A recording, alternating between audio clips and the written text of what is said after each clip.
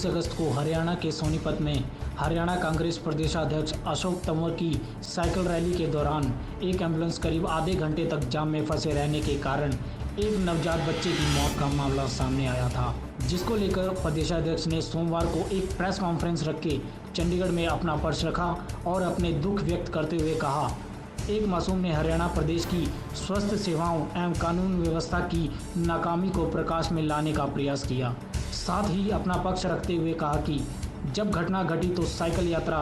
घटनास्थल से काफ़ी आगे जा चुकी थी और हमारे ही कुछ कार्यकर्ताओं ने जाम खुलवाकर एम्बुलेंस को जाम से बाहर निकालने का कार्य किया।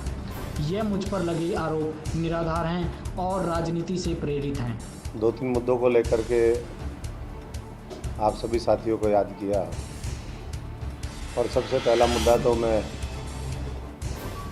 जो पीछे हमारी साइकिल यात्रा थी उसके दौरान जो एक नवजात बच्चे के ऊपर जिस तरीके से एम्बुलेंस ट्रैफिक में फंसी, उसको लेकर के जिस तरीके से बार बार ये बात कही गई कि बच्चा उस ट्रैफिक की वजह से हमारे बीच में नहीं रहा। मैं समझता हूँ कि सबसे पहले तो हम उस बच्चे को श्रद्धांजलि देते हैं और मैं इतना कहना चाहूँगा कि कुछ लोग केवल और केवल हर मुद्दे के ऊपर राजनीति करना चाहते हैं और वही इस मुद्दे के ऊपर भी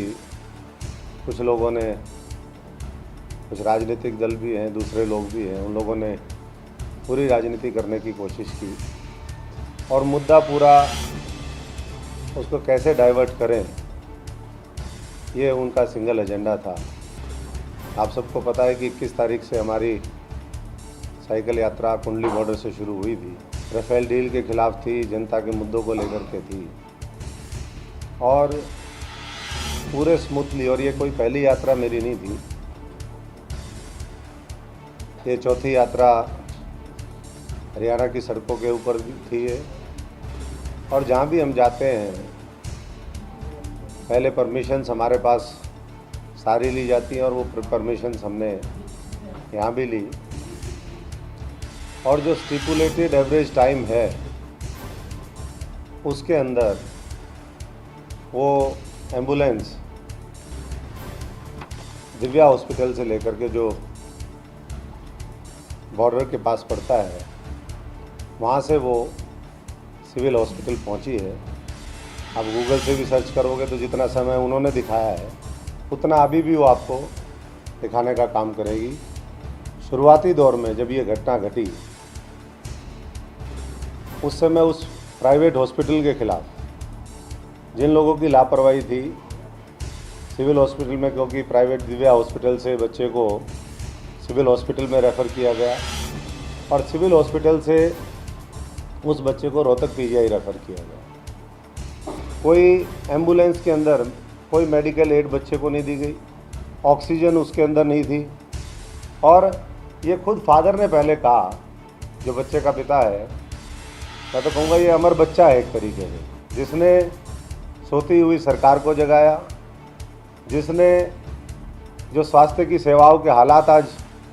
हरियाणा और दूसरे प्रदेशों में क्या वो भी आप जानते हैं, उत्तर प्रदेश के गोरखपुर में कैसे ऑक्सीजन के बिना बच्चे मरे। और ये भी मैं समझता हूँ कि अगर ऑक्सीजन होती, डॉक्टर्स होते और स्वास्थ्य सेवाओं की जो बुनियादी उसमें मैं समझता हूँ कि सुविधाएं होती तो आज ये बच्चा भी और भी तमाम बच्चे इस तरीके के बच सकते थे। ये 4 जगह फ्लाईओवर का काम चल रहा है और जगह जगह खोद के ये किया हुआ है और इस कंपनी का ठेका आज किसके पास है वो आप सब जानते हैं कि काम क्यों रुका हुआ है, पेमेंट हो नहीं रही है। ये ठेका भारतीय जनता पार्टी के एक राज्यसभा के सांसद के पास, उनकी कंपनी के पास इसका ठेका है। 35 साल से ये रास्ता